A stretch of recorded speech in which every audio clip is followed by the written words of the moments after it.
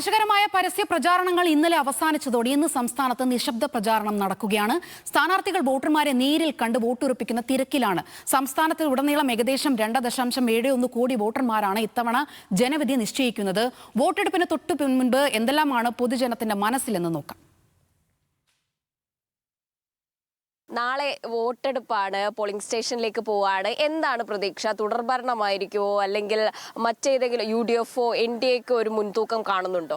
LDF നല്ല കാര്യങ്ങളൊക്കെ ചെയ്യുന്നുണ്ട്. പക്ഷെ അതുപോലെ തന്നെ ഇപ്പം ഞങ്ങളുടെ ഭാഗത്തൊക്കെ ആണെങ്കിലും UDF ഭരിച്ചപ്പോഴത്തേക്ക് മറ്റേ ഞങ്ങളുടെ റോഡൊക്കെ നല്ലതായി തന്നു, കറണ്ട് എല്ലാം അങ്ങനെ ഒരു ഇതുണ്ടായിരുന്നു. അപ്പോൾ അതുകൊണ്ട് നമുക്കതിലൊരു വിശ്വാസം.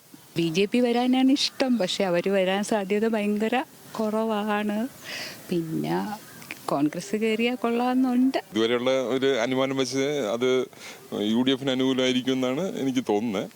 എന്നാലും പലയിടത്തും ത്രികോണ മത്സരം ഉള്ളതുകൊണ്ട് ആ സീറ്റുകൾ ചലഞ്ച് ചെയ്യപ്പെടാം. പിന്നെ ഇടതുപക്ഷത്തിൻ്റെതായ കുറേ പോരായ്മകൾ ചൂണ്ടിക്കാണിക്കുന്നുണ്ട്, ജനം അത് മനസ്സിലാക്കുന്നു എന്നാണ് എൻ്റെ ഒരു അനുമാനം. പഴയ ഒരു രീതി എന്ന് പറഞ്ഞാൽ ഒരു 5 വർഷം ഒരാൾ, അത് കഴിഞ്ഞാൽ മറ്റൊരാളെ ഇങ്ങനെ പരീക്ഷണമായിരുന്നു. പക്ഷെ ഇപ്പം ഫുള്ള് പരീക്ഷിക്കാതെ വിട്ടപ്പോൾ ഉണ്ടായ ധാർഷ്ട്യമാണോ എന്നറിയില്ല. എന്തായാലും വിദ്യാഭ്യാസ മേഖലയിലൊക്കെ ഒരു വലിയ മാറ്റങ്ങൾ വന്നിട്ടുണ്ട്.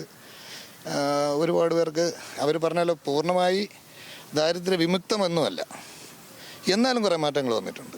പക്ഷേ എന്നാലും ഇത്തവണ തുടർഭരണം അത് സാധ്യത വളരെ കുറവാണ്. കേരളം നിസ്സംശയം LDF-നൊപ്പം ആയിരിക്കും എന്ന് തന്നെയാണ്. കാരണം LDF-ൻ്റെ ഭരണം തള്ളിപ്പറയാനുള്ള കാരണങ്ങളൊന്നും സാധാരണ ജനത്തിന് മുമ്പിലില്ല. പരസ്യങ്ങളിൽ പലതും നമ്മൾ കാണുന്നുണ്ടെങ്കിൽ ഇപ്പോൾ അതെല്ലാം വ്യാജ പരസ്യങ്ങളാണ്, അവകാശവാദങ്ങളുമാണ്. അതുകൊണ്ട് തന്നെ ഈ 2 ടേമിൽ കഴിഞ്ഞ 10 വർഷം ഈ സർക്കാർ കേരളത്തിലുണ്ടാക്കിയ നേട്ടം അത് തുടരുന്നതിന് തന്നെയായിരിക്കും സാധാരണ ജനങ്ങൾ ആഗ്രഹിക്കുക. LDF പിന്നെ കണ്ടിന്യൂ ചെയ്യാൻ സാധ്യതയുണ്ടെന്ന് പറയുന്നു. പക്ഷേ BJP കുറച്ചുകൂടി നല്ല സ്ട്രോങ് ആയിട്ട് വരുന്നത്. കോൺഗ്രസ്സിന് സാധ്യതയുണ്ടെന്ന് തോന്നുന്നില്ല. നല്ല ലീഡർഷിപ്പും തമ്മിലടിയൊക്കെ ഉണ്ടല്ലോ, അതുകൊണ്ട് നമുക്ക് കൃത്യമായിട്ട് പറയാൻ പറ്റില്ല. പക്ഷേ LDF-നെ കണ്ടിന്യൂ ചെയ്യായിരിക്കും. കേരളം LDF-നൊപ്പം ആയിരിക്കും, വൻ ഭൂരിപക്ഷത്തോടെ ജയിക്കും. നല്ല വികസനങ്ങളുണ്ട്. നല്ല ഇവിടെ എന്തോ ഒരു ഈ 10 കൊല്ലത്തിൻ്റെ ഇടയ്ക്ക് ഒരു അക്രമമോ ഒരു അഴിമതിയോ ഒന്നുമില്ലല്ലോ, ആരോപണമല്ലാതെ ഒന്നുമില്ലല്ലോ. എന്തെങ്കിലും തെളിയിക്കാനുണ്ടോ? അവർ തുടങ്ങിയ കാലം മുതലേ ആരോപണമേ ഉള്ളൂ, ഒന്നിനും തെളിവില്ല. വികാരം വെച്ച് വോട്ട് ചെയ്യാൻ പോവുകയാണെന്നുണ്ടെങ്കിൽ ഓക്കെ, തുടർഭരണം തന്നെയായിരിക്കും. പക്ഷേ കുറച്ച് ബുദ്ധിപരമായിട്ട് ആലോചിക്കുകയാണെന്നുണ്ടെങ്കിൽ എന്താണ് 10 വർഷം കൊണ്ട് ഉണ്ടായെന്ന് ചോദിച്ചാൽ, ഒന്നെങ്കിൽ നമുക്ക് പറയാം UDF-ൻ്റെ ചെയ്തതിൻ്റെ ബാക്കിയായിട്ട് കുറച്ച് കാര്യങ്ങൾ, ഇപ്പോൾ വിഴിഞ്ഞത്തിൻ്റെ കാര്യം എടുക്കുകയാണെന്നുണ്ടെങ്കിലും അല്ലാതെ എന്തെങ്കിലും നമ്മളൊരു മേജറായിട്ടുള്ളൊരു എന്തെങ്കിലും ഒരു പ്രോജക്റ്റ് കൊണ്ടുവന്നിട്ടുണ്ടോ എന്ന് ചോദിക്കുകയാണെങ്കിൽ ഒന്നുമില്ല.